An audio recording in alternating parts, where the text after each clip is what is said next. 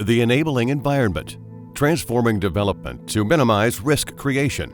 Sustainable development is a common goal worldwide. However, risks are increasingly arising despite development efforts and progress. In fact, development and risk are oftentimes two sides of the same coin. We are creating risks faster than we can manage them. Our current way of addressing risks falls short in the face of climate change, urbanization, and other risk drivers. To minimize risk creation, we need to consider systemic and dynamic risks in our decision-making processes. Decision makers have to choose the most appropriate development option to minimize risks. But what does that mean? Sometimes the cheapest or politically favored decision entails a lot of risks. Another option might be more risk-informed, thereby strengthening the resilience of people and infrastructure. Considering risks in decision-making and choosing the most appropriate path can be overwhelming.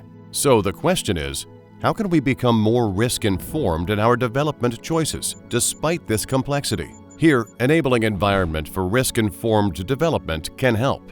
To institutionalize a risk lens within development decision-making, we need to understand and improve the set of informational, policy-related, organizational, financial, procedural, environmental, and cultural conditions that determine risk creation in a specific context.